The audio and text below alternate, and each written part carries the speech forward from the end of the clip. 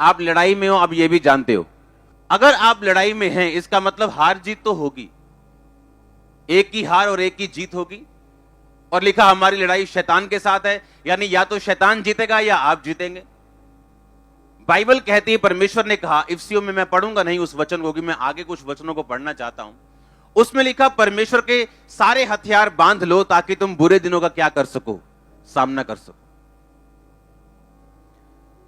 क्या कर लो?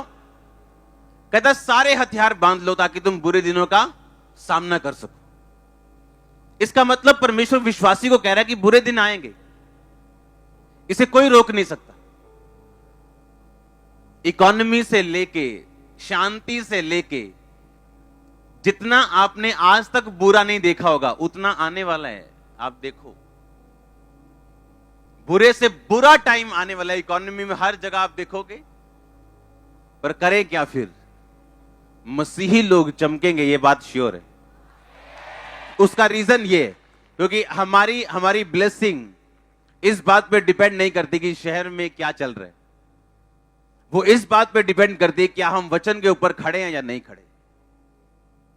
मैंने एक बात बताई थी कि फॉरेन में लोग बोलते थे चर्चें बिक रही हैं और वहां पे बार बनाए जा रहे हैं। अरे वो चर्चें वो नहीं जो हमारे जैसी चर्चें हैं, वो दूसरी चर्चें जो 14 से चली आ रही थी, कोई बेदारी नहीं है, कोई काम नहीं हो रहा, होली स्पिरिट का आधा घंटे में चर्चें खत्म हो जाती, वो चर्चों की बात हो रही, बिल्डिंग्स की बात हो रही, ऐसी चर्चों की बात नहीं हो रही। अगर आप डाटा दुनिया का उठा के देखो तो सबसे ज्यादा दुनिया में जो फॉलो करने वाले लोग हैं वो यीशु मसीह को फॉलो करने वाले लोग सबसे ज्यादा है। हर तीसरा बंदा दुनिया में यीशु मसीह को फॉलो कर रहा है। और आप जानते हो ये बेदारी इतनी बढ़ने वाली है, क्यों?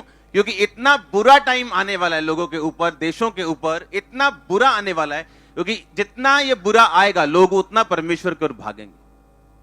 और इसको कोई रोक नहीं सकता, इसको प्रेयर्स भी रोक नहीं सकती। प्रेयर्स आपको सुरक्षित रखेंगी, आपको बलवंत रखेंगी, आपको स्ट्रांग रखेंगी, आपको आगे रखेंगी। That's it.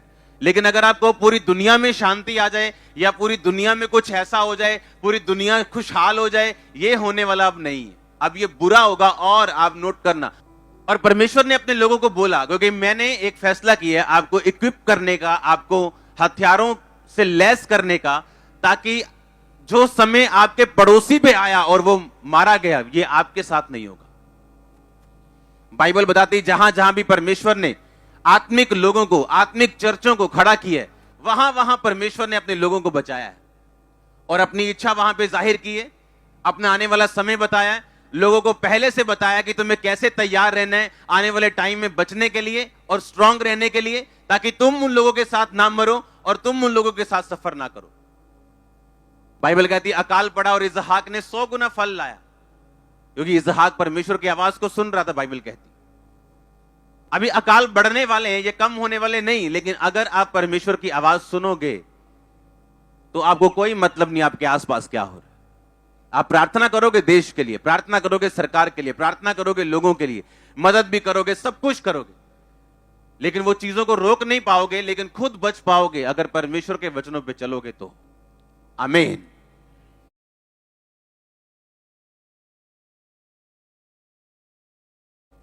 याद रखो, परमेश्वर ने कहा सारे हथियार बांध लो। इसका मतलब यह है कि मसीह में आने के बाद अभी काम खत्म नहीं हुआ।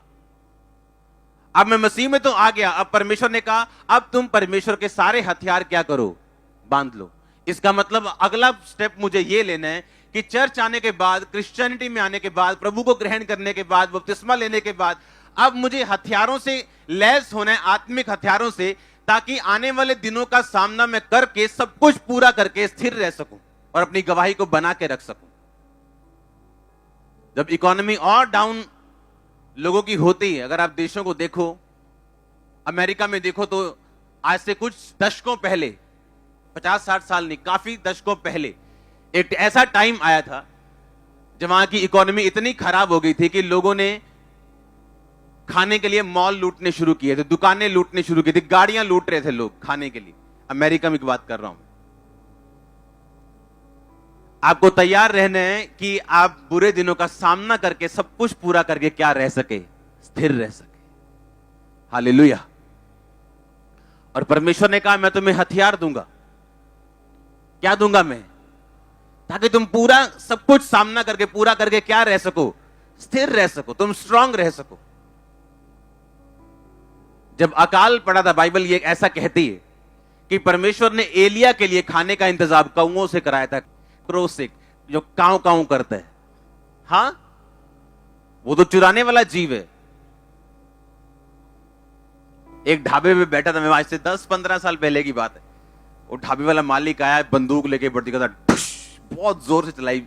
उसको जितने भी कां थे उसको वो तंग कर रहे थे। वो चुराने वाला जीव है, देने वाला नहीं। पर बाइबल कहती एलिया को उसने दिया, क्योंकि एलिया किसके वचनों पे चल रहा था। आने वाले टाइम में मेरे भाई, जितनी आपको परमेश्वर की जरूरत है उतनी पास्ट में नहीं थी। जितना अंधेरा बढ़ेगा, आपकी डिपेंडेंसी उतनी परमेश्वर पे बढ़ जाएगी। उतनी स्पीड से लोग मसीह में आएंगे, उतनी जल्दी से सुसमाचार फैलेगा। और ये सब कुछ हो रहा है और ये होगा क्योंकि परमेश्वर आने की तैयारी कर रहा है। मैं आपको सच कह रहा हूं, परमेश्वर आने की तैयारी कर रहा है। ये सब लास्ट टाइम के साइंस हैं। जिन देशों के पास इतनी पावर है कि दूसरे देशों को पल भर में खत्म कर सकते हैं, पर अपने देश की आग नहीं बुझा पाए, क्योंकि परमेश्वर सबसे ऊपर है। वो दिखाता है, साबित करता है कई बार। हालेलुया। और जितनी ये चीजें होंगी, लोग उतना मसीह में आएंगे।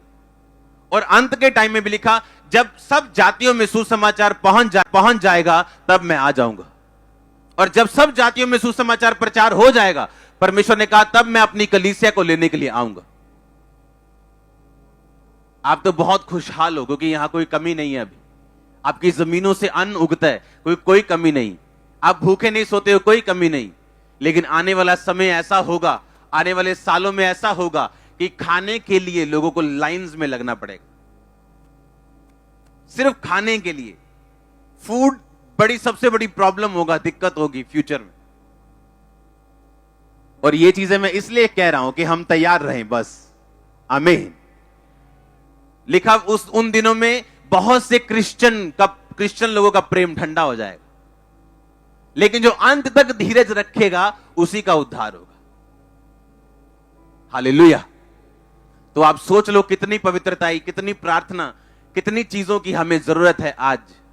अगर हम अपने आप को तैयार करेंगे तो सफर नहीं करेंगे उन लोगों की तरह जो बिना मसीह के करते हैं। आमीन। परमेश्वर ने क्या कहा कि तुम हथियार बांधो ताकि तुम बुरे दिनों का क्या कर सको, सामना, सब कुछ पूरा करके स्थिर रह सको।